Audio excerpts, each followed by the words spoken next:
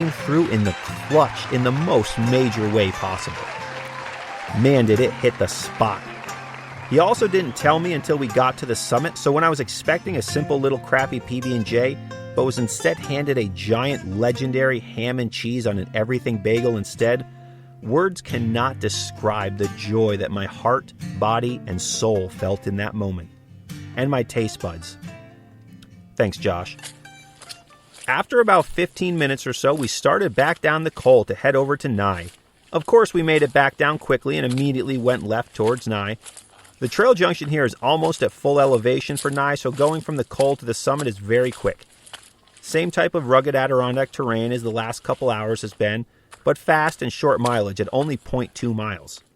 Same as last time I was up here, I got to the summit in 7 minutes, thus completing section 7 of 7, the summit section, of this glorious hike as we stood on the wooded summit of Nye, 3,895 feet up in the Adirondack sky.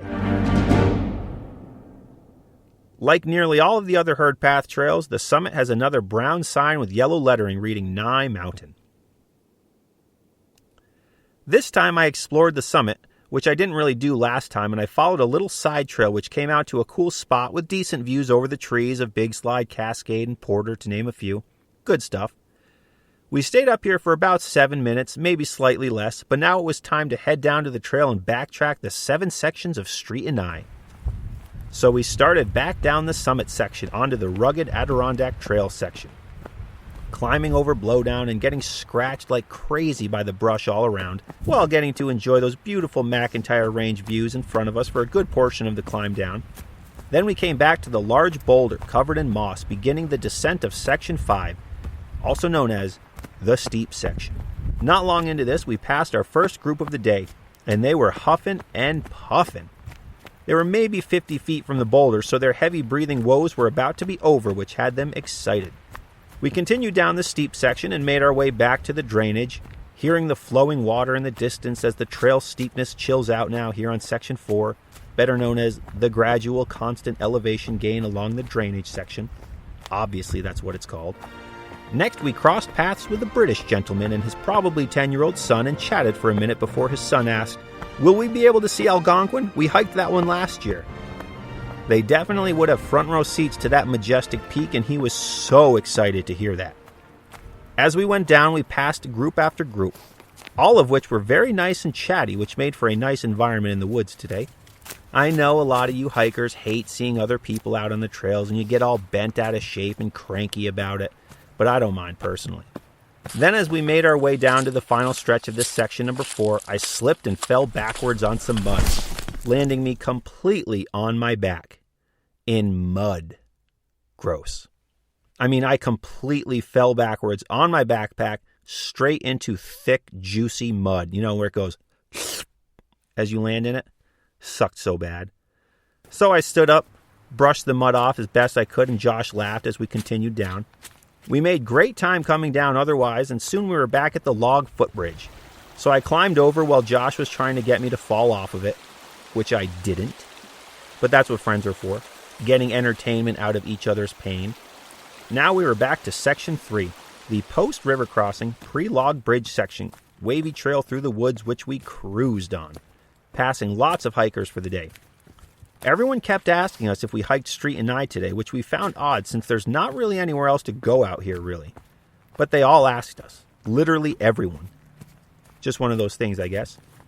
My hunch was I'd imagine a lot of them didn't study the map before this hike too much, but if they did, they'd kind of already know the answer.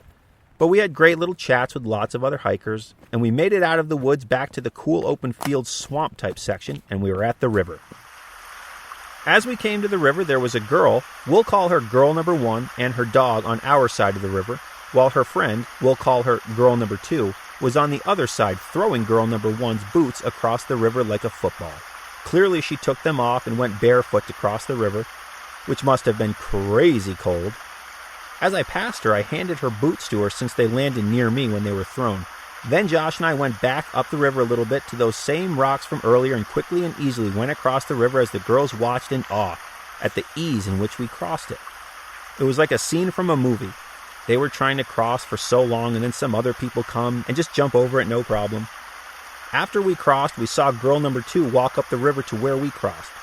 I assumed to scope it out and give our path a try, though I will say we had trekking poles and she didn't.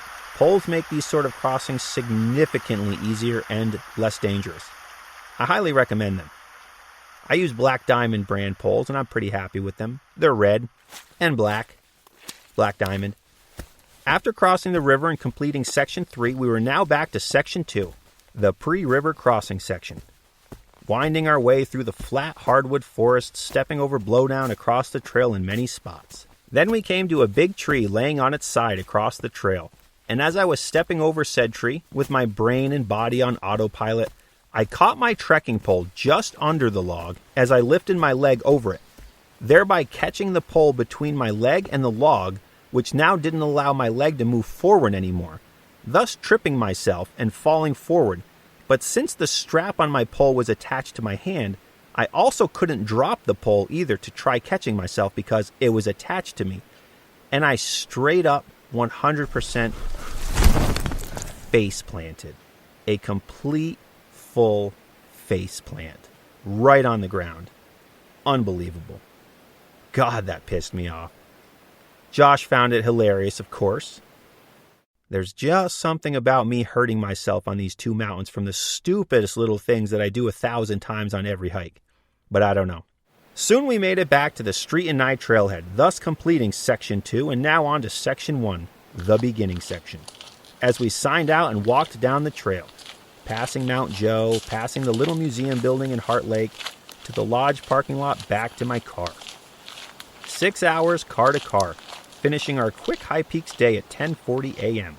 The rain stayed away for the most part, other than a few sprinkles towards the end, but it allowed for a great day with great views on these rugged and very underrated and underappreciated high peaks. Street and Nye, I see you, and I like what I'm seeing. Keep it up. Well, another successful day in the woods despite a total faceplant here as I revisited Street and Nye Mountains. This hike offers the real deal when it comes to hiking in the Adirondacks, and I highly recommend checking them out. All 7 sections of them. Thanks for coming along with me here on the 46 of 46 podcast. If you have a moment, click follow on Facebook and Instagram for more content and updates on new episodes. Give the show a rating and a review wherever you get your podcast, and I'd be forever grateful. Thanks for listening, and check back soon for new mountains, new stories, and new episodes. Remember to always leave no trace, do the rock hop, and if you carry it in, carry it out. See you on the trails.